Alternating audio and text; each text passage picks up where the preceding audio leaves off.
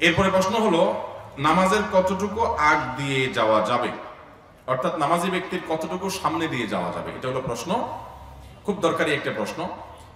নবী করিম সাল্লাল্লাহু আলাইহি সাল্লাম বলেছেন, সালাত আদায়কারী ব্যক্তির সামনে দিয়ে হাঁটাটা যে কত জঘন্য অপরাধ, এটা যদি জানতো যে হাঁটে সে, তাহলে সে 40 পর্যন্ত অপেক্ষা করতো, তারপরও সালাত আদায়কারী ব্যক্তির সামনে দিয়ে ক্রস করতো না, অতিক্রম করে যেত না। এই জন্য সালাত আদায়কারী ব্যক্তির সামনে দিয়ে হাঁটতে হলে হয় তার সামনে একটা সূত্রা লাঠি বা পিলার কিছু দিয়ে না হাঁটবেন, তার বাইরে দিয়ে, এরিয়ার বাইরে দিয়ে হাঁটা যাবে। অথবা সালাত আদায়কারী ব্যক্তি তিনি যদি সালাত আদায় করেন, তার সামনে দিয়ে যদি আপনার হাঁটতে হয়, তাহলে তার দৃষ্টির এরিয়ার বাইরে দিয়ে আপনি হাঁটতে পারবেন। তিনি সূত্রা টুত্রা কিছু নিয়ে দাঁড়ান নাই, ভুল করেছেন। উচিত তার কোনো কিছুর সামনে গিয়ে সালাত আদায় করা, সূত্রা দিয়ে দাঁড়ানো। কিন্তু হঠাৎ তিনি মসজিদের এমন জায়গায় দাঁড়ায় গেছেন যে সূত্রা নাই, অথবা তিনি 1-2 রাকাত পরে এসে দাঁড়াইছেন, এখন সালাম ফিরাইছে ইমাম, তিনি তারগুলো আদায় করতেছেন, সূত্রা নেওয়ার তো সুযোগ হয়নি। অতএব এরকম অবস্থায় তার সামনে দিয়ে আপনি হাঁটাচলা করা দরকার, আপনার জরুরি ভিত্তিতে ক্রস করে আরেক পাশে যাওয়া দরকার। যদি এরকম হয়, তাহলে সেক্ষেত্রে যিনি সালাত আদায় করছেন তার দৃষ্টি, সাধারণত একটা মানুষ নামাজের সময় তার চোখ কতটুকু যায়, এক কাতার পরে আরো 1-2 কাতার, এর বাইরের এরিয়া দিয়ে আপনি হাঁটাচলা করতে পারবেন, যাতে করে তার ডিস্টার্ব না হয়। কারণ এখানে হাঁটাটা নিষিদ্ধ এই জন্য যে সালাত আদায়কারী ব্যক্তির মনোযোগ নষ্ট হবে। এবং এই জিনিসটা এরকম জঘন্য, নবী সাল্লাল্লাহু আলাইহি সাল্লাম এও বলেছেন, সালাত আদায়কারী ব্যক্তির সামনে দিকে হাঁটাচলা করে, সেই জন্য তার সাথে যুদ্ধ করে, অর্থাৎ তাকে থামায়, তাকে যেন প্রতিহত করে। আমি মসজিদে নববীতে এক ব্যক্তিকে দেখেছি এরকম, রিয়াদুল জান্নাতে তিনি সালাত আদায় করছিলেন, তো তার সামনে দিয়ে আরেকজন এরকম যাচ্ছে। রিয়াদুল জান্নাতে এখন একটু নিয়ম শৃঙ্খলার মধ্যে আসছে, একসময় তো যার যেমনি খুশি এমনি আপনার বসে থাকতো এবং হুলস্থুল করতো। তো ওই ব্যক্তি যখন সামনে দিয়ে যাচ্ছিলেন, সালাত আদায়কারী ব্যক্তি ওই লোকটাকে প্রথমে এরকম হাত দিয়ে ইশারা দিলেন যে আমি সালাতে আছি, হয়তো লক্ষ্য করে নেয় সেজন্য হাত দিয়ে এরকম ইশারা দিলেন, দিয়ে আবার উনি সালাত শুরু করছেন। লোকটা তাও যাচ্ছে, আবার তিনি বাধা দিলেন, লোকটা আবারও তেড়ামি করে যাওয়া নিয়েছে। এবার দেখলাম সালাতের মধ্যে এক হাত তার এখানে আছে, আর এক হাত দিয়ে এবার কলারটা ধরে একটা মোচড় দিল। খুব লম্বা শক্তিশালী মানুষ ছিল, মোচড় দেওয়ার পরে ওই বেচারা কাইতে নিচে পড়ে গেছে। এর মধ্যে ওই লোক সালাত শেষ করছে, কন্টিনিউ করে চলে গেছে।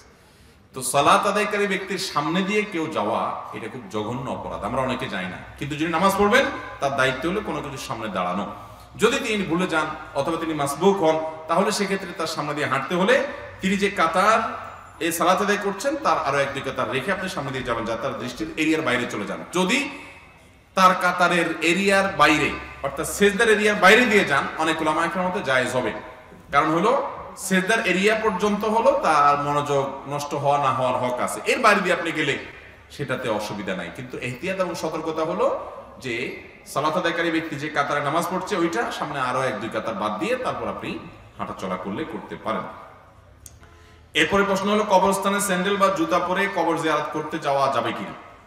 কবরস্থানে যখন আমরা প্রবেশ করব, বিশেষ করে কবরের উপরে যখন আমরা যাব কোনো প্রয়োজনে, তখন আমরা জুতা স্যান্ডেল পরে গেলে হারাম হবে না, নাজায়েজ বা গুনাহ হবে না। তবে জমহুর উলামা ইকরামের মতে কবরস্থানে জুতা খুলে প্রবেশ করাটা সুন্নাহ। জুতা খুলে প্রবেশ করাটা কি সুন্নাহ, এটা হলো বেশিরভাগ উলামা ইকরামের মত, এটা ভালো কবরস্থানে ঢোকার সময় জুতা খুলে প্রবেশ করতে পারলে। এরপরে প্রশ্ন হলো, শ্বশুর শাশুড়ির সেবা করা কি ফরজ, না করলে কোনো সমস্যা আছে কিনা। শ্বশুর শাশুড়ির সেবা, এটা হয়তো কোনো বোন প্রশ্ন করেছেন। শ্বশুর শাশুড়ির সেবা করার জন্য আপনার সে অর্থে ফরজ না, কিন্তু একজন ভালো মুসলমান হওয়ার জন্য আপনি আপনার শ্বশুর শাশুড়ির প্রতি সাধ্য অনুযায়ী তাদের প্রতি সদাচরণ করা, এটা আপনার কর্তব্য অবশ্যই। আপনার উপরে আক্ষরিক অর্থে সেবা করা ফরজ না, কিন্তু আপনার স্বামীর সাথে সুসম্পর্ক যেন বজায় রাখে। তাছাড়া তারা বয়সে বড়, বাবার বয়সী, মায়ের বয়সী, বড়দেরকে সম্মান না করলে, তাদেরকে অসম্মান করলে, তাদের অযত্ন অবহেলা করলে, অসম্মান করলে, সেটা কোনো ভালো দিনদার মানুষের কাজ হতে পারে না। সেই জায়গা থেকে আপনি তাদের সাধ্য অনুযায়ী তাদের পাশে দাঁড়াবার চেষ্টা করবেন, তাদের সম্মান করবেন, ইজ্জত করবেন, তাদের প্রতি ভদ্রতা, সৌজন্যতা, সিনিয়র হিসাবে, বয়স্ক হিসাবে বাপমার মতো করে ইজ্জত আপনাকে করতে হবে।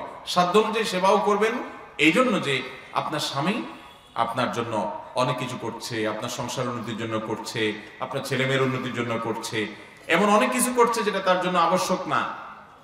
তো আপনিও তার হয়ে তার বাবা মার খেদমত করা, তাদের সেবা করা, তাদের পাশে দাঁড়ানো, এটা আপনার কর্তব্যের অংশ। যে আমার স্বামী আমার জন্য অনেক কিছু করছে, যেটা তার উপর আবশ্যক না। আপনার স্বামী যদি আমাকে জিজ্ঞেস করতো যে স্বামী হিসাবে আমি স্ত্রীর জন্য কতটুকু করা আবশ্যক আর কোনটা ফরজ না, তাহলে তো আমরা উত্তরে বলবো যে আবশ্যক হলো তার জন্য ভরণ পোষণের ব্যবস্থা করা, থাকার একটা ব্যবস্থা করা, আপনার জন্য শহরে একটা বাড়ি করা, আপনার জন্য একটা গাড়ি কেনা, আপনার জন্য ভবিষ্যৎ তৈরি করা, আপনার ভবিষ্যৎ ভালো যেন থাকতে পারেন সেজন্য ব্যাংক ব্যালেন্স করা। এগুলো তো স্বামীর উপরে ফরজ না, কিন্তু সেগুলো তিনি সব আপনার জন্য করার চেষ্টা করেন। অতএব তিনি যখন আপনার জন্য ফরজের বাইরেও অনেক কিছু করতে চেষ্টা করেন আপনার সুখের আশায়, অতএব আপনারও উচিত তার বাপ মাকে শ্রদ্ধা নিবেদন করা, সম্মান করা, সাধ্য অনুযায়ী খেদমত করা, যেহেতু তিনি বাপ মাকে সময় দিতে পারছেন না আপনার সংসারের জন্য।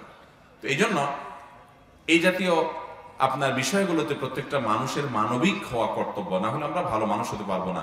আপনি একসময় শ্বশুরশাশুড়ি হবেন, তখন আপনি আশা করবেন আপনার বৌমা আপনার সাধ্য অনুযায়ী সেবা করুক, সাধ্য অনুযায়ী আপনাকে দেখুক, যত্ন নিক, আদর আত্মি করুক। এটা আমাদের করা কর্তব্য, বিধায় সেটা ভোলা যাবে না। এরপরে প্রশ্ন হলো, একজন মুসলমান হিসাবে ভাষা শহীদদের জন্য আমাদের করণীয় কি? খুবই প্রয়োজনীয় প্রশ্ন।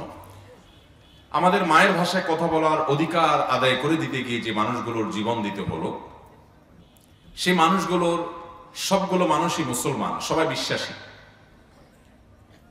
এবং সবগুলো মানুষ, এই যে আব্দুল জব্বার, আব্দুল সালাম, এই সমস্ত মানুষগুলো যারা চলে গেলেন, আবুল বরকত, যাদের অন্যায়ভাবে যাদেরকে হত্যা করা হলো, সে ব্যক্তি যে নিজের অধিকার আদায়ের জন্য, নিজের জীবন রক্ষা করার জন্য জালেমের জুলুমের শিকার হয়ে মারা গেছে, আল্লাহ তাআলা তাকে শাহাদাতের মর্যাদা দান করবেন। আমাদের একজন মুসলমান হিসেবে কর্তব্য হলো তাদের জন্য দোয়া করা। তাদের জন্য কি করতে হবে? দোয়া করতে হবে। একজন মুসলমানের মৃত্যুর পর তার জন্য দোয়া করাই হলো প্রধান কর্তব্য, মূল কর্তব্য। কারণ দোয়াটাই তার একটু উপকারে আসবে, তার পক্ষ থেকে দান সাদাকা করলে সেগুলো তার উপকারে আসবে। কিন্তু দুঃখের বিষয় হলো আমরা এমন অনেক কাজ করি যে কাজগুলো তাদের কোনো উপকারে আসবে না, বরং সেগুলো আমাদের জন্য ক্ষতির কারণ হতে পারে। এরকম অনেক কাজ আমরা করি, খুবই দুঃখজনক। নিজের ভাষা, নিজের ভূমি, এগুলোর প্রতি ভালোবাসা, এটা সহজাত একটা বিষয়। কারোর মধ্যে যদি এটা না থাকে, তাহলে তার সুস্থ মস্তিষ্ক এবং সুস্থ মানুষকে নিয়ে এটা নিয়ে প্রশ্ন তোলা যায়। মানুষ যে ভূমিতে জন্ম নেয়, যে ভূমিতে বড় হয়, সে মাটির প্রতি তার টান, ভালোবাসা, এটা সহজাত বিষয়। নবী করিম সাল্লাল্লাহু আলাইহি সাল্লাম মক্কা থেকে যখন হিজরত করে আসছেন, বারবার তিনি মদিনা থেকে মক্কার দিকে ফিরে ফিরে তাকাচ্ছিলেন। আল্লাহ বলেছেন, কদ নারা তাকাল্লুবা ওয়াজহিকা ফিস সামা, হে রাসূল, বারবার আপনি আকাশের দিকে ফিরে ফিরে তাকাচ্ছেন যে আপনার কিবলা যেন আপনার মাতৃভূমি হয়, কিবলা যেন বাইতুল মুকাদ্দাস থেকে ফিরে বাইতুল মাতৃভূমির দিকে হয়। আমি এটা দেখছি, আল্লাহ দেখছেন, আল্লাহ বলছেন, এবং আল্লাহ বলেছেন ফালানুওয়াল্লিয়ান্নাকা কিবলাতান তারদাহা, অচিরেই আপনাকে এমন একটা কিবলার দিকে ফিরতে নির্দেশ করব যে আপনি সন্তুষ্ট হয়ে যাবেন। পরবর্তীতে সেটা নাজিলও হয়েছে। এজন্য নবী করিম সাল্লাল্লাহু আলাইহি ওয়াসাল্লাম তিনি তার মাতৃভূমির প্রতি তার সহজাত ভালোবাসা ছিল। এটা স্বাভাবিক, নিজের ভাষা, নিজের ভূমির প্রতি আমাদের ভালোবাসা হবে, মায়ের ভাষা, এটার প্রতি আমাদের ভালোবাসা থাকবে। কিন্তু এই ভালোবাসা প্রকাশের জন্য আপনি একটা ডেফিনিশন দিয়ে বলবেন তোমাকে এটা করতে হবে, না তোমাকে বলা হবে যে তুমি ভালোবাসা নাই, তুমি এটার প্রতি বিদ্বেষ লালন করছো, তুমি এই করছো সেই করছো, সেগুলো রীতিমতো অবিচার এবং প্রহসন, রীতিমতো জুলুম। মনে রাখবেন, একজন মুসলমান হিসাবে ভাষার জন্য আত্মত্যাগ করেছেন যারা, জীবন দিয়েছেন যারা, আমরা তাদের জন্য দোয়া এবং সাদাকা করলে তাদের উপকারে আসবে। এছাড়া আমরা বেদিতে ফুল দিলে তাদের চুল পরিমাণ কোনো উপকার হবে না।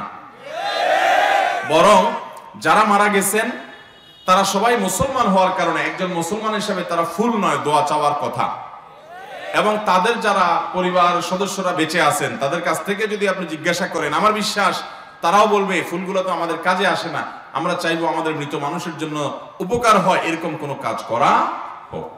ভাইরা আমার, ডক্টর খন্দকার আব্দুল্লাহ জাহাঙ্গীর রহমতুল্লাহ আলাইহি এই জাতীয় একটা প্রশ্ন উত্তরে বলেছিলেন যে একজন মানুষ তার মৃত্যুর পর তাকে যদি উপকার করতে হয় তাহলে ধর্মীয় পদ্ধতিতে করতে হবে, যদি আপনি আস্তিক হন। আর যদি আপনি নাস্তিক হন, তাহলে নাস্তিক হলে তো আর তার উপকারের ব্যাপার নেই। আপনি মনে করেন সে মানুষের সাথে মিশে গেছে, অতএব তাকে আর শ্রদ্ধা নিবেদন করার কি আছে, ওটা তো পুরোটাই বাদ যদি নাস্তিক হন। আর যদি আপনি আস্তিক হন, তাহলে সেক্ষেত্রে আপনার বিশ্বাস হবে যে আমি তাকে উপকার করার একমাত্র মাধ্যম হলো ধর্ম, ধর্মীয় ভাবে উপকার করতে হবে, এছাড়া কোনো উপায় নাই। এখন ধর্মীয় ভাবে যদি উপকার করতে হয়, তারা সবাই যেহেতু মুসলমান ছিলেন, অতএব তাদেরকে ইসলামিক পদ্ধতিতেই উপকার করতে হবে, অন্য কোনো পদ্ধতিতে উপকার করলে সেটা উপকার নয়, বরং আরো ক্ষতি নিজেদের হবে, ইমানের ক্ষতি হতে পারে। বাংলাদেশের প্রথম সারির একটা আপনার ম্যাগাজিন আছে, মাসিক পত্রিকা আছে, আল কাউসার, মাসিক আল কাউসার। এই মাসিক আল কাউসারের নভেম্বর মাসে 2013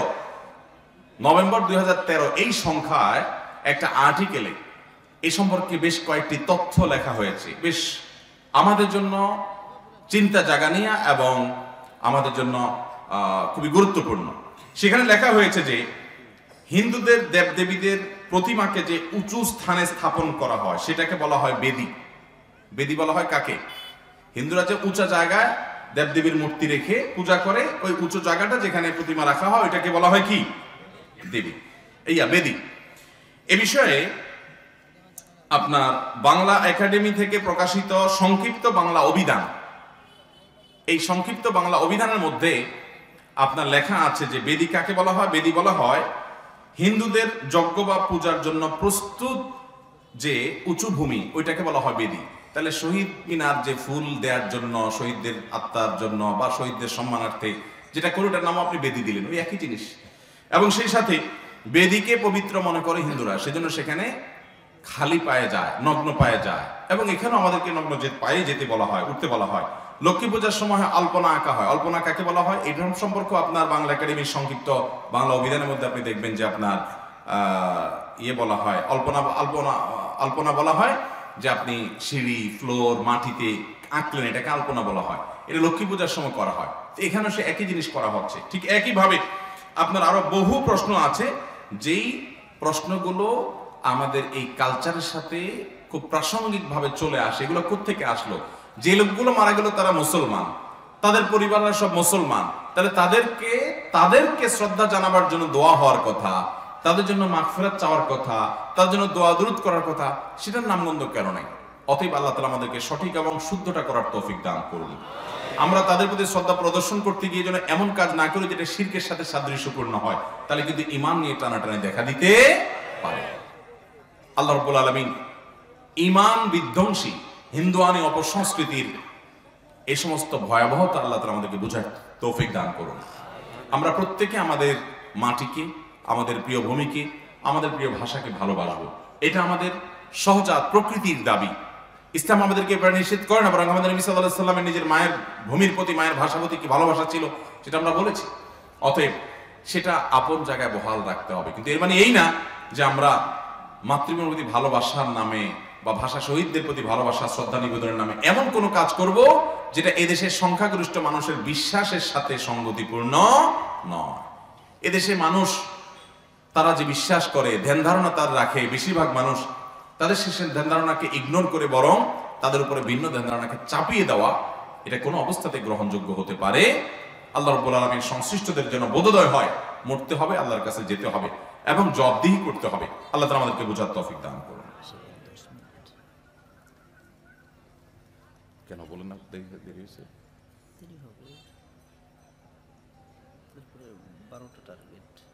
ওকে, এরপরে প্রশ্ন হলো সিজদায় কি কি দোয়া করা যায়? সিজদায় আমরা কোন কোন দোয়া পড়বো? সিজদার মধ্যে আমরা পড়বো সুবহান রাব্বিয়াল আলা, এটা তো আমরা জানি। সুবহান রাব্বিয়াল আলা ছাড়া সিজদা পড়ার জন্য আরো তাসবিহ আছে, জানেন আপনারা? কে জানেন বলেন? সিজদায় আরো দোয়া আছে, এর ভিতরে একটা হলো সুবহানালিল জাবারুতি ওয়াল মালাকুতি ওয়াল কিবরিয়াই ওয়াল আযামা। আরেকটা আছে সুবহুন কুদ্দুস রব্বুল মালাইকাতি ওয়ার রূহ। নবী করিম সাল্লাল্লাহু আলাইহি ওয়াসাল্লাম সিজদায় বিভিন্ন রকমের তাসবিহ পাঠ করতেন। আমাদের মুশকিল হলো ছোটবেলায় একটা শিখছি আর এর বাইরে আর কিছু আমরা জানি না, অথচ বেশ কয়েক রকমের তাসবিহ নবী সাল্লাল্লাহু আলাইহি ওয়াসাল্লাম পড়তেন। দয়া করে কবর জিয়ারতের সঠিক পদ্ধতিটা জানাবেন। কবর জিয়ারতের সঠিক পদ্ধতি কি? আপনি কবরস্থানে যাবেন, যে কবরবাসীকে সালাম নিবেদন করবেন, সালামুন আলাইকুম দারা কওমিন মুমিনিন ওয়া ইন্না ইনশাআল্লাহু বিকুম লাহিকুন। হে ঈমানদার বাসিন্দারা কবরের, তোমাদের প্রতি শান্তি বর্ষিত হোক আল্লাহ তাআলার। আমরা তোমাদের সঙ্গে অচিরেই যুক্ত হব এই কবরে এসে। আমরাও মরবো, মৃত্যুবরণ করতে হবে, আমরাও আসতে হবে, এখানে আসবো। কবরবাসীকে সালাম নিবেদন করবেন। আসসালামু আলাইকুম ইয়া আহলাল কবর, এটাও বিভিন্ন riwayate আছে। কয়েক রকমের দোয়া আছে কবর জিয়ারতের, যে সে সালাম নিবেদন করবেন, কবরবাসীর জন্য শান্তির দোয়া করবেন। এটাই হলো মূলত কবর জিয়ারত, সাক্ষাৎ করা এবং দোয়া নিবেদন করা। এরপরে প্রশ্ন হলো, আমি একটা মেয়ে শিশু দত্তক নিয়েছি, এই মেয়েকে আমি আমার সম্পদ কিভাবে বন্টন করব? কোরআন ও হাদিসের আলোকে বলবেন। বিশেষ দ্রষ্টব্য, আমার নিজের কোনো অরজাত সন্তান নেই। আপনার অরজাত যদি সন্তান নাও থাকে, আপনি যাকে দত্তক নিয়েছেন সে মূলত আপনার সম্পদের কোনো ভাগ পাবে না। আপনার মারা যাওয়ার পরে তার জন্য কোনো হিস্সা নির্ধারণ করা নেই, কারণ সে তো আপনার আসল সন্তান না। তার যে জন্মদাতা বাবা, তার গর্ভধারণকারী মা, সে মূলত তাদের সন্তান। দত্তক নিলে সে কোনোদিন সন্তান হয় না, কিন্তু আমাদের সমাজে আমরা তাদেরকে সন্তান বানায় ফেলি। আল্লাহ বলেছেন, উদউহুম লিআবাইহিম ওয়া আকসাতু ইনদাল্লাহ, সন্তানদেরকে তাদের বাবার পরিচয় ডাকবা, এটা আল্লাহর কাছে অধিক ন্যায়সঙ্গত, অতএব সেটা করতে হবে। এখন কথা হলো, সম্পদের কি করবেন? উত্তর হলো, সে আপনার মৃত্যুর পর আপনার সম্পদের কোনো ভাগ পাবে না। আপনার ভাই, আপনার স্ত্রী, আপনার মা, বাবা, অন্য যারা আছেন তারা আপনার সম্পদের ভাগ যোগ পাবেন, এই সন্তান পাবে না। তাহলে এখন কথা হলো, তাকে দত্তক রাখলাম, তার তো কিছু দরকার, তাহলে আপনি তাকে গিফট করে যান, এটা করতে পারেন। ওসিয়ত করে যেতে পারেন যে আমার মৃত্যুর পর তাকে আমার এই সম্পদটা দেওয়া হোক, ওই সম্পদটা দিয়ে দেওয়া হোক, ওই জমিটা, এই বাড়িটা দিয়ে দেওয়া হোক, অথবা জীবদ্দশা তাকে আপনি গিফট করতে পারেন, কোনো অসুবিধা নেই। নিজের আপন সন্তানকে গিফট অর্থাৎ মৃত্যুর পরের জন্য ওসিয়ত করে যাওয়া যায় না, কিন্তু এই যেহেতু আপন সন্তান নাই জন্য তার নামে ওসিয়ত করে আপনি দিয়ে যেতে পারেন, কোনো অসুবিধা নেই, সেটা আপনার যতটুকু খুশি। আমি একজন সরকারি কর্মকর্তা, কাজের বিনিময়ে ব্যবসায়ীরা না চাইলেও স্পিড মানি বলে টাকা দেয়, আমি না নিলেও আমার কাজের জন্য সহকর্মীরা টাকা তুলে ভাগ করে নেয়, যেটা প্রতিরোধ করা আমার ক্ষমতার বাইরে। এরূপ ক্ষেত্রে আমার জন্য এটা গ্রহণ করা কি পাপ হবে? আপনার সহকর্মীরা যদি হারাম খায় তাই বলে আপনি হারাম খাবেন না। কেউ যদি সেটা নিয়ে ভাগযোগ করে খায় তো সে হারাম খাবে, তাই বলে আপনি সেটা গ্রহণ করতে যাবেন না। সাধারণত এই জাতীয় যারা ঘুষ দেয় তারা কিন্তু আপনার বলে কয়ে দেয় যে ভাই আমি কিন্তু খুশি হয়ে দিলাম। আমরা মনে করি ঘুষটা খুশি হয়ে দিলে বোধহয় জায়েজ হয়ে যায়। ঘুষটা খুশি হয়ে দিলেও না জায়েজ, আর না খুশি হয়ে দিলেও কি না জায়েজ। ঘুষ কোনো অবস্থাতে হালাল হবে না। এদেশে ঘুষখোররা যারা ঘুষ খায় আমরা শুধু একচেটিয়া তাদের দোষ দেই। তাদের তো দোষ আছেই, মূল দোষ তাদের, কিন্তু অনেক সময় ঘুষ যারা দেই আমরা সাধারণ মানুষ, কাজের জন্য যারা যায়, তাদের দোষ অনেক সময় বেশি থাকে। একটা কাজ, সরকারি কাজ একটা নির্দিষ্ট নিয়মে হবে, লাগবে 1 সপ্তাহ, আপনি চান না হাতে হাতে করে নিয়ে আসবেন, তাহলে আপনি নিজেই ভায়োলেশন করতে চান, তখন এবার আপনার স্পিড মানি দেওয়া লাগে। তো এগুলো করা আমাদের উচিত না, বরং সুদকে আল্লাহ রাব্বুল আলামিন হারাম করেছেন যেমন ঘুষকে আল্লাহ তাআলা হারাম করেছেন, বিনা এটা কোনোভাবেই গ্রহণ করা যায় হবে না। শুধুমাত্র বিনোদন এবং অবসর সময় কাটানোর জন্য তাস, ক্যারাম, দাবা, লুডো ইত্যাদি খেলা জায়েজ হবে কিনা কোরআন হাদিসের আলোকে জানাবেন। ভাই, অবসর সময় কাটানো মানে আপনার হাতে অনেক অবসর সময় আছে, আপনি কাটাবার জন্য আর কাজ খুঁজে পাচ্ছেন না। শুনেন, অবসর সময় যদি আপনার কাটাতে হয়, বিনোদন যদি আপনার লাগে, তাহলে আপনি খেলাধুলা করবেন, শরিয়া সমর্থিত খেলাধুলা। শরিয়া কোন খেলাধুলার কথা বলে? যেই খেলাধুলায় শারীরিক কসরত হবে, ব্যায়াম হবে, এক্সারসাইজ হবে। আপনি শতরম মুক্ত যেন না হয়, 3/4 কিছু একটা পরে আপনি ফুটবল খেলেন এবং সেখানে দুই দলের মধ্যে পারস্পরিক লেনদেন করেন না যে জুয়ার মতো হয়ে যায়, বরং এমনি খেলেন, খেলার মধ্যে হার জিত থাকুক, অসুবিধা নেই। আপনি আপনার ক্রিকেট খেলেন, যে ক্রিকেট খেলা খেলতে কি কোনো হারামে লিপ্ত হবেন না। আপনি ব্যাডমিন্টন খেলেন, আপনি এমন গলফ খেলেন, এমন কোন খেলা খেলেন যে খেলা খেলতে কোনো হারামে আপনি লিপ্ত হবেন না, এবং সেখানে শারীরিক কসরত আছে। শারীরিক কসরত, ব্যায়াম যদি হয়, তাহলে সেই খেলার মাধ্যমে আপনার ব্যায়াম হবে, আপনার শরীরের মধ্যে রিফ্রেশমেন্ট, আপনার মানসিক রিফ্রেশমেন্ট হবে, শারীরিক আপনার ব্যায়াম হবে, এটা আপনি খেলতে পারেন। এগুলো খেললে দেখবেন শরীরটা একটু হালকা লাগছে, মনটা একটু ফ্রেশ লাগছে। কিন্তু আপনি যে প্রশ্ন করছেন, এই দুবো, দাবা, লুডু, ক্যারাম, এগুলো খেললে, তাস, এগুলো খেললে কি মাইন্ডটা ফ্রেশ হয় না আরো ভার হয়? তাহলে বোঝা গেল এটা আমাদের জন্য উপকারী না, এটা আরো মাইন্ডটাকে ভার করে দেয়। আর যদি আপনি 10 মিনিট ফুটবল খেলে আসেন, ব্যাডমিন্টন খেলে আসেন, দেখবেন শরীরটা পাতলা হয়ে গেছে, ঝরঝরা হয়ে গেছে, মনটা ফ্রেশ হয়ে গেছে। আপনি হাসছেন, তারপরে দেখবেন আপনার ঝরঝরা হয়ে গেছে। আর বসে বসে লুডু খেলেন, তাস খেলেন, ক্যারাম খেলেন, দাবা খেলেন, এগুলা লম্বা সময় ধরে খেলছেন, যদি আপনি জিতেনও, তারপরে দেখবেন আপনার ব্রেনটা হ্যাং হয়ে যাচ্ছে, এবং এগুলা মানুষের মস্তিষ্কের জন্য ক্ষতিকর, চোখের জন্য ক্ষতিকর। এই জন্য এই খেলাগুলো জায়েজ নাই, সময় কাটাবার জন্য জায়েজ হবে না। নবী করিম সাল্লাল্লাহু আলাইহি ওয়াসাল্লাম দাবার ব্যাপারে করে স্পষ্ট হাদিসে নিষেধাজ্ঞা আছে। আর অনেক খেলা আছে এই টাইপের, নিষেধাজ্ঞা আছে। আর যেগুলো সে আমলে ছিল না, এগুলো ওই যে হারাম এবং নিষিদ্ধ যেগুলো বা মাকরুহ নিষিদ্ধ যেগুলো, সেগুলোর সাথে সাদৃশ্যপূর্ণ হওয়ার কারণে সেগুলো নিষিদ্ধ। বিভিন্ন প্যাকেটের কাগজে আরবি লেখা থাকে, তা জেনে বা না জেনে পা দিয়ে প্রায় আগুনে পোড়ানো হয়, সেটা ঠিক হবে কিনা? কোনো অসুবিধা নেই, কারণ কোনো গুনাহ হবে না। কোনো বিস্কিটের প্যাকেটে, কোনো খাবারের প্যাকেটে আরবি লেখা আছে, আপনি এটা আগুনে পোড়ায় ফেলছেন, এর কারণে কি হবে না? গুনাহ হবে না। এমনকি অনেক সময় দেখা যায় সেগুলো পায়ের নিচে পড়ে, যদিও ইচ্ছাকৃতভাবে যাতে লেখা, যে কোনো ভাষার প্রতি শ্রদ্ধা থাকা উচিত, যাতে না পড়ে খেয়াল রাখা দরকার, কিন্তু হয়ে গেলে গুনাহ হবে, বাট এরকম না। আমরা আরবি লেখা দেখলেই মনে করি এটা কোরআনের মতো, এটাকে আমরা পায়ের নিচে পড়লে গুনাহ হবে, ঈমান চলে যাবে, বাট সেরকম না। কারণ আরবি লেখা এটা অন্য 10টা ভাষার মতো, তবে হ্যাঁ, কোরআনের ভাষা হওয়ার কারণে প্রতি আলাদা একটা দুর্বলতা হয়, এটা স্বাভাবিক, এটা ঈমানের দাবি। বর্তমান তরুণ প্রজন্মের প্রায় সকলেই ফেসবুক ব্যবহার করে থাকে, নিজেদের ছবি ফেসবুকে আপলোড দিয়েও থাকে। এই ছবি ফেসবুকে দিলে কি গুনাহ হবে? অনেকেই বলে ছবি তোলাই না জায়েজ।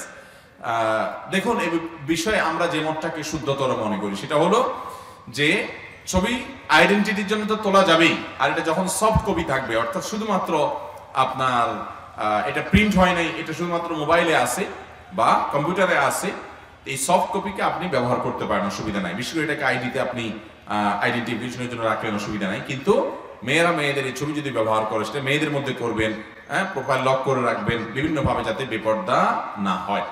কিন্তু পুরুষরা যদি করেন, তাদের জন্য ওই যে শরিয়ার সীমানার মধ্যে থেকে তারা করতে পারেন, অসুবিধা নাই, আইডেন্টিফিকেশনের জায়েজ আছে ইনশাআল্লাহ। তার বিবাহের অনুষ্ঠানে গান বাজনা বাদ্যযন্ত্র বাজানো হয়, ইসলাম কি বলে? এ বিষয়ে আমরা আমাদের মূল বক্তব্যে বলেছি, বিবাহর অনুষ্ঠানকে কেন্দ্র করে দব বাজানো জায়েজ আছে। দব কি? দব হলো ছোট ঢোলের মতোই, এক পাশ বন্ধ আছে ঢোলের মতো, আরেক পাশ খোলা থাকে। এটাতে বাড়ি দিলে অত জুত মতো আওয়াজ হবে না, হালকা হালকা হবে আর কি। অত দুই পাশ বন্ধ থাকলে যেরকম গম গম আওয়াজ হবে, এরকম হবে না। তো বাচ্চারা এই জাতীয় দব বাজাবে, একটু হালকা গীত গাবে, শ্লোক গাবে, এগুলো ইসলাম জায়েজ রেখেছে। বিয়ে উপলক্ষে এতটুকু আনন্দ বিনোদন হতে পারে, কিন্তু বিয়ে উপলক্ষে বুড়া বুড়া আপনার বেটারা ব্যান্ড পার্টি করবে, ডিজে পার্টি করবে, আর জাকানাকা গান বাজাবে, সেটা হারাম হওয়ার ব্যাপারে কোনো আলেমের কোনো দ্বিমত নাই। আমাকে এমন কিছু আমল শিখিয়ে দিন যেগুলো করলে আমি গুনাহ হতে মুক্ত থাকতে পারবো। দেখুন, গুনাহ থেকে মুক্ত থাকার জন্য সর্বপ্রথম দরকার হলো গুনাহের পরিবেশ থেকে সরে আসা। গুনাহের পরিবেশ থেকে কি করা? আপনি গুনাহের পরিবেশের মধ্যে থাকলে গুনাহ থেকে বাঁচতে পারবেন না। যেখানে থাকলে গুনাহ হয়, সেই জায়গা থেকে আপনাকে ত্যাগ করে আসতে হবে। ফেসবুকে আপনার গুনাহ হয়, তো আপনি ফেসবুক অ্যাপটা ত্যাগ করে ফেলেন। কোন আইডি থেকে বাজে জিনিস আসে, ও আইডিটাকে আপনি ব্লক লিস্টে ফেলে দেন। কোন পেজ থেকে আসে, ওইটাকে আপনি আনফলো করে ফেলেন। এইভাবে গুনাহের রাস্তাগুলো বন্ধ করতে হবে, তাহলে গুনাহ থেকে বাঁচতে পারবেন। এক। দ্বিতীয়ত হলো, যারা গুনাহ থেকে বাঁচার জন্য সংগ্রাম করে, এরকম কিছু আল্লাহভীরু মানুষ সব সমাজে পাবেন। যুবক, বিভিন্ন বয়সের, হারাম থেকে বাঁচার জন্য জীবন দিয়ে দিতে রাজি আছে তারা। এই নেককারদের সান্নিধ্য নিতে হবে। ইয়া আইয়ুহাল্লাযীনা আমানু তাকুল্লাহ ওয়া কুনু মা'আস সাদিকিন, হে ঈমানদারগণ, তাকওয়া অবলম্বন করো এবং সৎ মানুষদের সাথে থাকো, তাদের সাথে থাকতে হবে। তৃতীয়ত, গুনাহ থেকে বাঁচার জন্য আল্লাহর কাছে পানাহ চাইতে হবে, বেশি বেশি করে পানাহ চাইতে হবে। আল্লাহ, আপনি আমাকে গুনাহ থেকে বাঁচার তৌফিক দান করেন। এরকম ত্রিমুখী প্রচেষ্টা করলে ইনশাআল্লাহ বিদিন আল্লাহ তাআলা গুনাহ থেকে বাঁচার তৌফিক দিবেন। এরপর প্রশ্ন হলো, কোরবানির গোশত 3 ভাগে ভাগ করা সম্পর্কে কোরআন সুন্নাহর আলোকে জানতে চাই। কোরবানির গোশত এটা 3 ভাগে যদি ভাগ করা হয়, তো সেটা উত্তম, ভালো, মুস্তাহাব। কারণ কোরআনে কারীমে আল্লাহ বলেছেন, ফাকুলু মিনহা, কোরবানির গোশত তোমরা নিজেরা খাও, এটা 1 ভাগ হয়ে গেল। ওয়া আত'ইমু আল কানিআ ওয়াল মু'তাররা, এবং তোমরা খাওয়াও কাকে? যার আছে তাকে, অর্থাৎ আত্মীয়স্বজন, বন্ধু বান্ধব, এবং যার নাই গরিব মানুষ তাকেও দাও। তাহলে বোঝা গেল যে কোরবানির গোশত 3 ভাগ করার কথা আল্লাহই বলেছেন। নিজেরা খাও, গরিব দুঃখীকে দাও, অভাবীদেরকে দাও, আর আত্মীয়স্বজন প্রতিবেশীদেরকেও দাও। এটা করাটা মুস্তাহাব। যদি কেউ এটা 3 ভাগ বরাবর না করে, কোরবানি হয়ে যাবে। আমাদের সমাজে এটাকে আবার ফরজ বানায় ফেলছে যে না, 3 ভাগ না করলে হবে না। 3 ভাগ না করলে কি হয়ে যাবে? কোরবানি হয়ে যাবে। ছেলেদের স্বর্ণের বা অন্য কোনো আংটি ব্যবহার করা যাবে কিনা? ছেলেরা স্বর্ণের আংটি ব্যবহার করতে পারবে না, এটা তাদের জন্য জায়েজ নাই। রূপার আংটি তারা ব্যবহার করতে পারবে, আর তামা বা লোহা এটাও হাদিসে নিষিদ্ধ, এটাও করবে না। স্বর্ণ ব্যবহার করবে মহিলারা। দেখেন, ইসলাম বলে মহিলাদের অধিকার দেয় নাই। ইসলাম বলছে স্বর্ণ দামি অলংকার সবচাইতে, এটা ব্যবহার করবে মহিলারা। পুরুষ শুধু চায়া চায়া দেখবে, পুরুষ শুধু চায়া চায়া দেখবে। টাকা দিয়ে কিনে দিবে পুরুষ, কিন্তু পরবে কে? মহিলা। পুরুষের জন্য স্বর্ণের অলংকার ব্যবহার করা কি নাই? জায়েজ নাই। আমার শাশুড়ি আমাকে অত্যাচার করে, কাজ না করলে বকাঝকা করে, কাজ করলে আমার সমস্ত কাজ একযোগে ভুল ধরেন। আমার স্বামীকে বিষয়টি জানালে সে কলা গাছের মতো থাকে, কোনো কথা বলে না। আমি পুরো মজলুম হয়ে পড়েছি। শরীয়তের দৃষ্টিতে আমার কি করা উচিত বলবেন?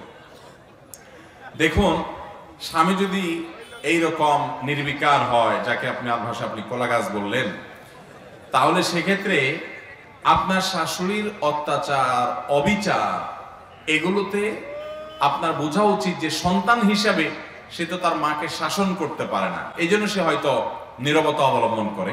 আপনার উচিত হলো সবর করা এবং ধৈর্য ধারণ করা, এবং স্বামীকে, আপনার শাশুড়িদেরকে এবং শ্বশুরকে অন্য কাউকে দিয়ে নসিহা করতে পারলে নসিহা করানো, পারলে কোনো হুজুরকে দিয়ে ওয়াজ শোনাবেন।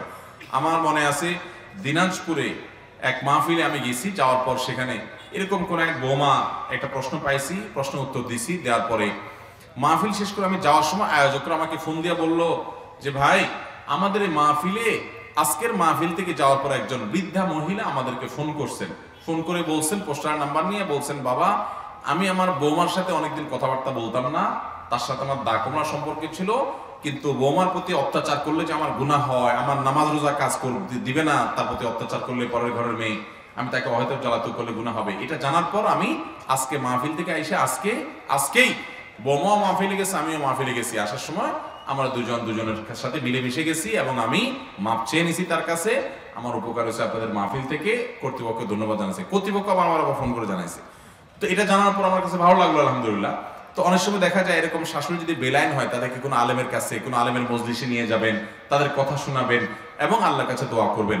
এবং মনে রাখবেন যে আপনার স্বামী সবসময় তার মা বাপের বিরুদ্ধে অ্যাকশনে যেতে, মানে তাদেরকে সংশোধন করতে পারে না, অ্যাকশনে যত প্রশ্নই উঠে না, এই জন্য স্বামীকে অপারগ আপনি রাখবেন এবং সবর করবেন।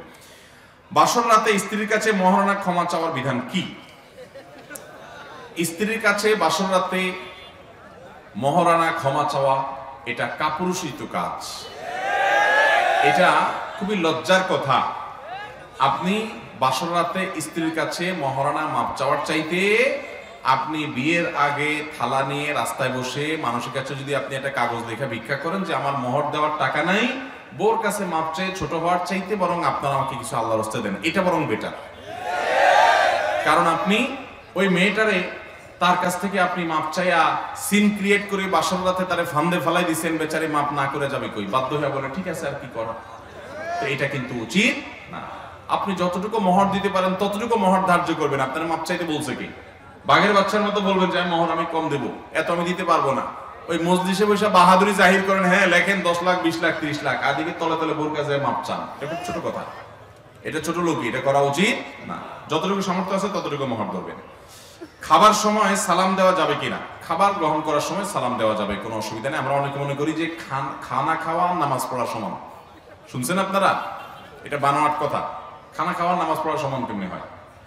খানা খাওয়ার সময় কেউ সালাম দিলে সালামের জবাব দেওয়া যাবে, কোনো অসুবিধা নেই। বেলায়েত অর্থ কি? বেলায়েত অর্জনের পদ্ধতি কি? বেলায়েত মানে হলো আল্লাহর ওলি হওয়া।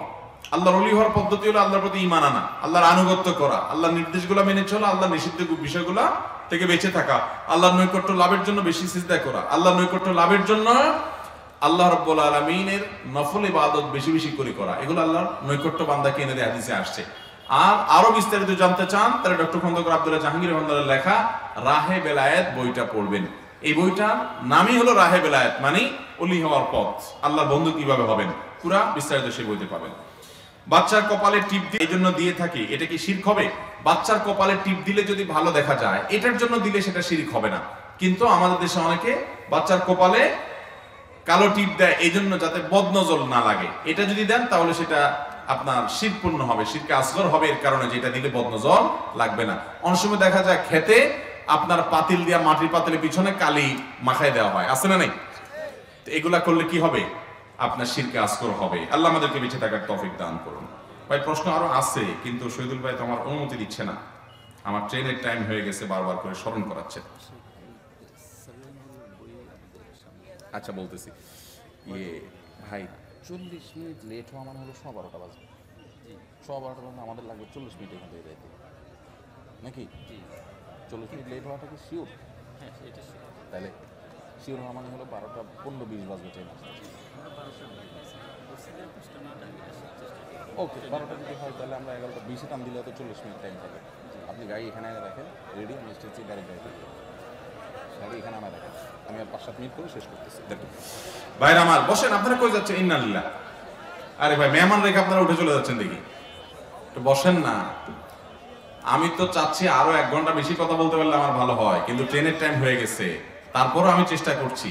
একটু বসেন, একটু বসেন। আপনারা পুরস্কার নিয়ে যাবেন না?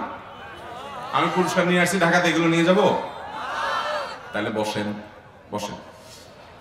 আব্দুল্লাহ জাহাঙ্গীর রহমানের বইগুলো স্টলে আছে, প্রত্যেকেই চেষ্টা করবেন এক দুটা বই অন্তত সাথে নেওয়া। নিজের কাছে আছে, অন্তত আরেকজনকে গিফট করবেন। প্রচুর উপকারী স্যার রহমানুল্লাহর বইগুলো। ভাইরা আমার বসেন। আমি এতক্ষণ যে আলোচনা করলাম সে আলোচনার উপরে আমি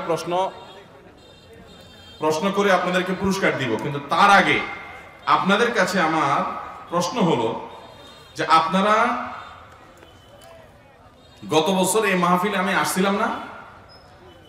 যারা গত বছর মাহফিলে আসছেন কে বলতে পারবেন আমি কোন বিষয়ে কথা বলছিলাম গত বছর মাহফিলে? গত বছর কি বিষয়ে আমি কথা বলছিলাম কারো মনে আছে? কিয়ামতের ভয়াবহতা। আর কারো দ্বিমত আছে? আচ্ছা, আপনি বলেন, আপনি কি বলতে চাইছেন?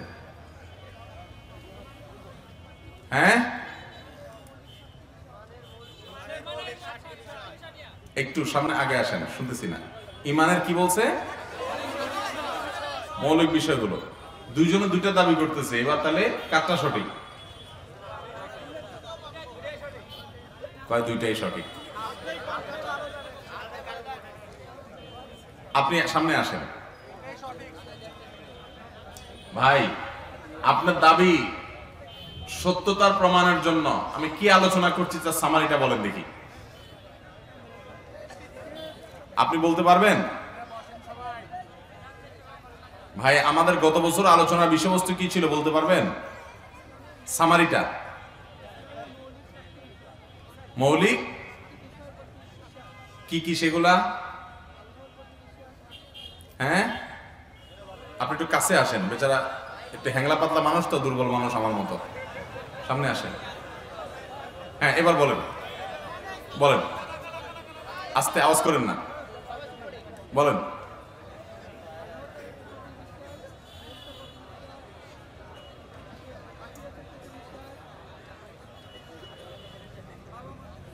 এগুলো তো ইমানের রোকন, এগুলো নিয়ে আমি কথা বলছিলাম বলতেছেন না? আচ্ছা, কই কিয়ামত আল্লাহ কই বলেন। আমরা কি বক্তব্য দিছিলাম তার সামারি বলেন তো, সংক্ষিপ্ত।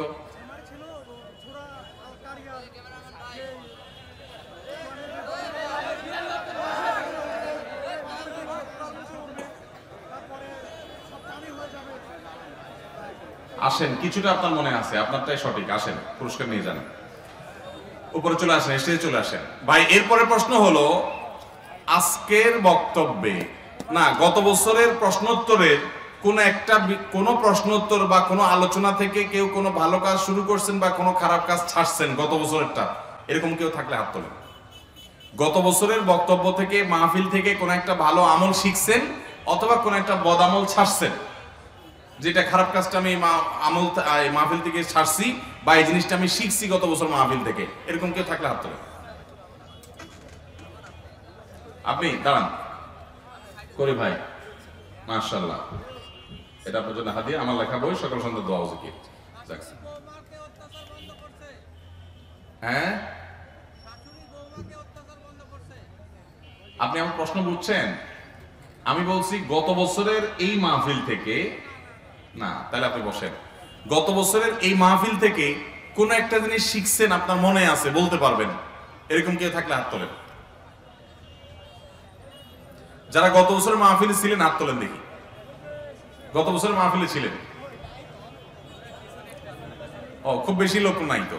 আচ্ছা, আপনাদের মধ্যে কেউ বলতে পারবেন গত বছর মাহফিলের কোনো পয়েন্ট?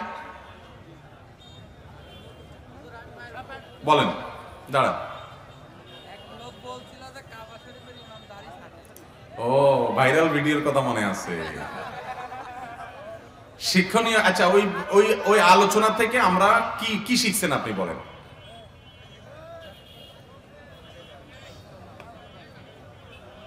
সেখানে মানুষের প্রতি সুধারণা করতে বলছি আমরা, তাই না?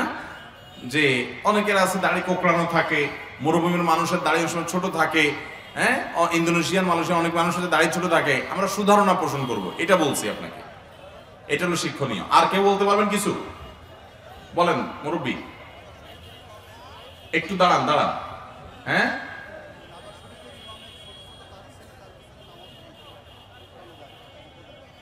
এটা তো যুবক বলে ফেলছে, অন্য অন্য কোনোটা পয়েন্ট। কই যুবক ভাই, ওনাকে একটা পুরস্কারটা দিয়ে দেন ভাই। এই যে আমাদের অতিথির হাত দিয়ে পুরস্কারটা নিয়ে নাও তুমি। আসো স্টেজের সামনে আসো, আপনার হাত দিয়ে দেন। হ্যাঁ, মাশাআল্লাহ।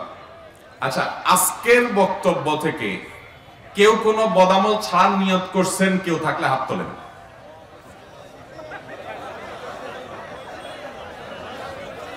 এত লোক। আচ্ছা, এই যুবক দান লাল গেঞ্জি আগে হাত তুলছে। হ্যাঁ, কি নিয়ত করছেন আপনি?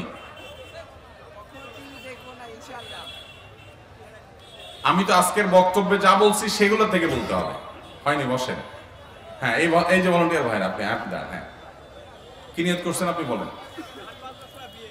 হ্যাঁ, গান বাজনা ছাড়া বিয়ে করবেন? বাগনা বাগনিরে কেমনি খুশি করবেন? কিন্তু করবেন। বিয়ে করছেন এখনো? নিয়ত করছেন?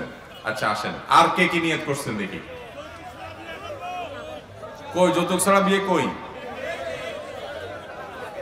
যৌতুক ছাড়া কারা কারা বিয়ে করবে নিয়ত করছেন? হাত তোলেন।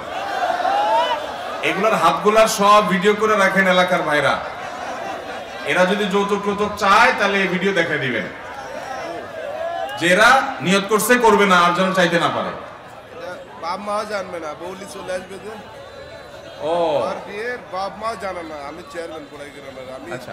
এটা শুরু থেকে আছি। আচ্ছা, আমার তো বাপ কি করে বাপ মাও জানে না, হুট করে মেয়ে চলে আসবে বিয়ের। ও, চেয়ারম্যান সাহেব বলতেছে বাপ মাও জানবে না, হুট করে চুরি করে বউ নিয়ে চলে আসে। এই কাম হয় নাকি এলাকায়? খুব খারাপ কথা, খুব খারাপ কথা। বিয়ে কি চুরি করে করার জিনিস? তাহলে বিয়ে করতে হবে বাপ মাকে জানাইয়া, সবাইকে জানাইয়া। আল্লাহ আমাদের তৌফিক দান করুন।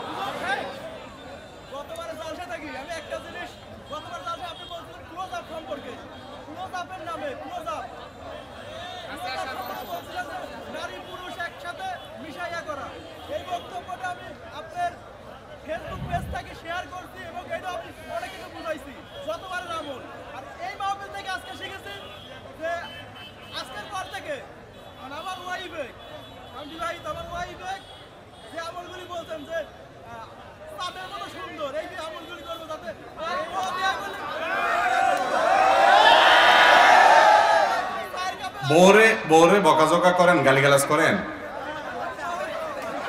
মাঝে সাঝে, এখন আর করবেন? গালিগালাজ করবেন না তো, গায়ে হাত তুলবেন না তো, সুন্দর আচরণ করবেন, খোটাখুটি করবেন না, খোঁচাখুচি করবেন না, যৌতুক দিবেন না। আসেন আসেন, পুরস্কার নিয়ে যান। আমাদের শেখ আব্দুল মোহাম্মদ সাইফুল্লাহ লেখা বই থামন কোরআন আপনাকে পথ দেখাবে দিয়ে দেন। চেয়ারম্যান সাহেবের হাত থেকে পুরস্কার নিয়ে নেন। মাশাআল্লাহ। ভাই, আজকে ফজরের নামাজ জামাতের সাথে যারা পড়ছে হাত তোলো। এর মধ্যে বয়সে সবচেয়ে পিচ্ছি কে আছে একটু দেখো। পিচ্ছি পিচ্ছি, হ্যাঁ ওই যে পিচ্ছি পাওয়া গেছে, রাখো। এই তোমার বাড়ি কোথায় ভাই? লক্ষ্মীপুর বাজারে। আজকে ফজর নামাজ জামাতের সাথে পড়ছো? সাক্ষী আছে? কই এই সাক্ষী দাঁড়াও। তুমি কেমনে সাক্ষী হইলা? তুমি তো হাত দাঁড়াও নাই, তুমি তো হাত তোলো নাই, তুমি তুলছিলা? আচ্ছা দুজন আসো তাহলে, আসো দুজন চলে আসো, দুজন চলে আসো। মাশাআল্লাহ মাশাআল্লাহ।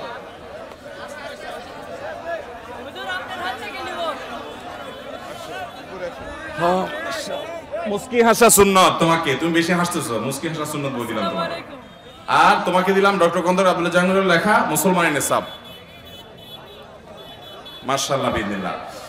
ভাই, আমরা আজকের মাহফিল থেকে কি কি শিখলাম? তিনটা কথা যে বলতে পারবে সে হাত তোলেন, মিনিমাম তিনটা কথা। তিনটা কথা, হ্যাঁ বলেন, আপনি বলেন কি কি শিখলেন বলেন। আপনি একবার পুরস্কার পাইছেন? হ্যাঁ, এটা হাদিসে আছে, পোতা যাবে। হ্যাঁ, এক। আর কি শিখলেন?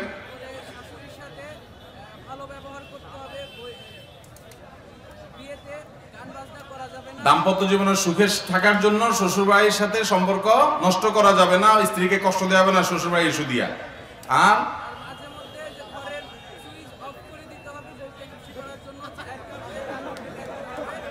আরে ভাই, সুইচ অফ করে দিয়ে তো মাইরও খেতে পারে না। খুশি করার জন্য। বেচারি হয়তো বাথরুমে গেছে, আপনি দিচ্ছেন সুইচ বন্ধ করে, তখন কি হবে? এরকম আন্দাজ আন্দাজে করা যাবে না। মানে স্ত্রীকে খুশি রাখার চেষ্টা করতে হবে, দাম্পত্য জীবনে সুখী থাকার চেষ্টা করতে হবে। আসেন পুরস্কার নিয়ে যান। মাশাআল্লাহ। হ্যাঁ, মাশাআল্লাহ। আমরা যা শুনছি সেগুলো আমল করবো তো ইনশাআল্লাহ। জাযাকাল্লাহ খায়র। এই যুবক কি বলতে চায়? হাত তোলেন দাঁড়ান। হ্যাঁ, কি নিয়ত করতে চান? হ্যাঁ,